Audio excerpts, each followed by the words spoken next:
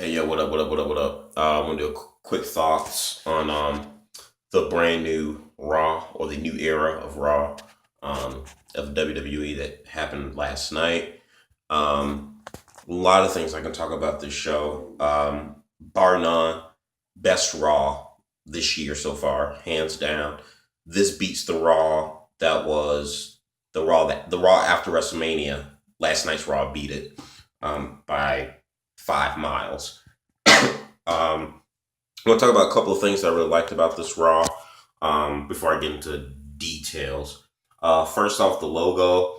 I didn't like the logo at first when I saw it on the website, but seeing it, on the Titantron and on the digital banner of the ring, of the ring apron, um, it fits. It fits. It's kind of like a throwback to like the 1996 Raw logo, with a little bit of like the 2003 2004 Raw logo. That's what it looks like to me. So the logo's pretty cool. They kind of changed the stage a little bit. It's got like little arched lighting, which is pretty cool. Some of the camera angles, they kind of changed a little bit, kind of different now, like over the top view. The announcers have been rearranged. Kind of remind me of WCW, where the announcers are like by the ramp now instead of ringside. They're by the ramp. So that was pretty cool. Just little things like that.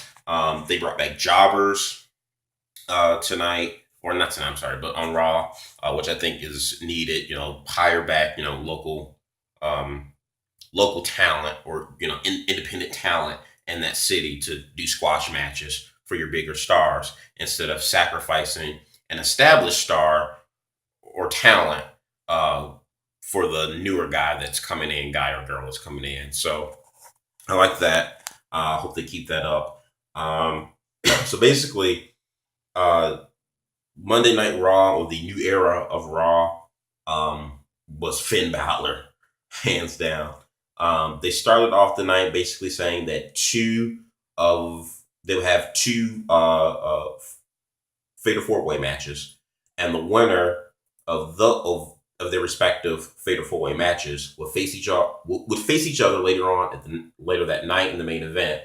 The winner of that singles match would be named the number one contender and will face Seth Rollins at SummerSlam for the WWE Universal World Championship. This is a brand new title. Not the first time we've had a championship called Universal. I think NWA back in the day, or WCW. But WCW used to have the WCW International Championship, and I think was it UWE or something like that, or UWF? They had a Universal. They had a world title. It was called the Universal Championship. Not too keen on the name. It's going to take some time to get used to, as well as my own personal opinion of how I still think that there needs to be, just like the one world title, go back and forth amongst both brands. Because that way you just have a lot more. You'll have a lot more enemies and a lot more people coming after you on top from both brands if you're the champion. If there's only one champion, so not too keen again on having two world champions from two separate brands, but it is what it is. Um, so before I get onto the whole world title bout picture, Sasha Banks faced Charlotte for the women's title. Excellent match. Best match I've seen in the women's for the women's best women's match. This is probably the best women's match I've seen since the triple threat at WrestleMania between for the women's title. Sasha Banks did a little tribute to Eddie Guerrero. Took the title belt, threw it at Dana Brooks, and told the referee like, "Hey," and faked an injury basically, and saying like Dana Brooke was gonna hit me with the belt, a la Eddie Guerrero.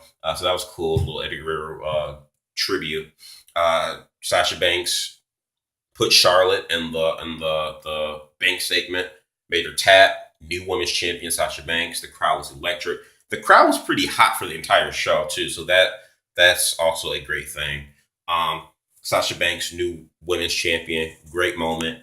I Obviously, they're gonna have a rematch at SummerSlam, but I don't know if necessarily percent. I'm kind of 50-50 if should they had waited for her to win the title at SummerSlam.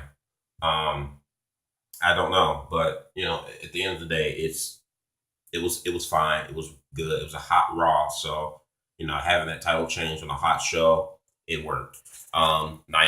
Nia Jackson made her debut in the squash match. Neville returned, came back. People were a little bit dead on Neville's return, but I really like Neville, and I really, really hope Neville, once this cruiserweight division kicks off, I really hope he becomes one of those guys that they kind of build the cruiserweight division around. Because Neville, I think, is somebody that ever since he's come up from the main roster, they really haven't done much with him. He was hot for about 3 weeks, and then he just fizzled because they didn't have any plans for him. Like I said, his tagline was the man that gravity forgot, but when it came to the main roster, he's the man that creative forgot. Anyway, so on to the world title picture. The first Fatal 4-Way was Finn Balor, Kevin Owens, Cesaro, and I believe Rusev. Finn Balor won this match. People were hot. People were hot when they announced Finn Balor to be a part of the Fatal 4-Way. This was definitely Finn Balor's night. But he won his respective Fatal 4-Way match. Roman Reigns won his respective Fatal 4-Way match. Both of these guys came together in the main event. I was kind of thinking to myself, I don't know where this could go. Excellent match between both Reigns and Balor.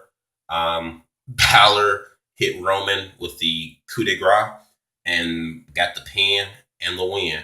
Finn Balor, number one contender, will be facing Seth Rollins at SummerSlam to crown the first Universal World Champion.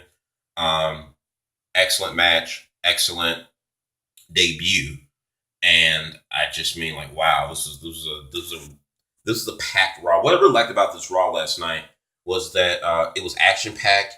There wasn't a lot of talking. There wasn't a lot of backstage vignettes and BS with the GMs and the powers that be that run the show. It was a lot of focus on the wrestling. Everything that Cesaro complained about last week in his video about him being drafted to Raw and how he thought it should be more focused on the wrestlers and not the management. They must have heard Cesaro's complaint or something, or taken to heart of Cesaro's complaint, because Raw was great last night from top to bottom, 3 hours, and not once did I feel like it was a drag. So that was really awesome. But I got to talk about Finn Balor here on a side note. From his debut to winning all his matches and beating one of the more established stars in Roman Reigns, whether you hate Roman Reigns or not, the guy has some investment. That they've invested some stuff in him. He's got some stock that they've invested into him, whether you hate him or not. And for him to beat a guy like Roman Reigns, what a hell of a debut. I think this was probably the best debut I've seen in a long time for a wrestler. I mean, for your first night coming in, you win all your respective matches and you become the number one contender for a world title. Best debut I've seen in years. Probably, I would say maybe since Brock Lesnar, for a WWE superstar. And what a hell of a birthday for Finn Balor, because yesterday was Finn Balor's birthday. He turned 35. I thought it was a little bit younger than that, but still, nevertheless, he's in his prime. So because of the unpredictability of last night's Raw, it really would not surprise me at all if Finn Balor ends up winning this world title come SummerSlam. It's unpredictable. It's fresh. I dig it. It's fine. As for Roman Reigns, last night, between Battleground and last night's Raw, it is a clear indication that despite him being relieved of his suspension, 30-day suspension, Roman Reigns is still in the doghouse for now. And for anybody that thinks that this is the end for Roman Reigns, that's it, they're not going to focus on him, you couldn't be more wrong. Roman Reigns, whether you like it or not, Roman Reigns is still going to be one of their top flagship superstars for Raw. He's just being punished right now for what he's done. Once his punishment or his shaming has been lifted, you bet your bottom dollar Roman Reigns is going to be back in that title picture and he will be world champion again.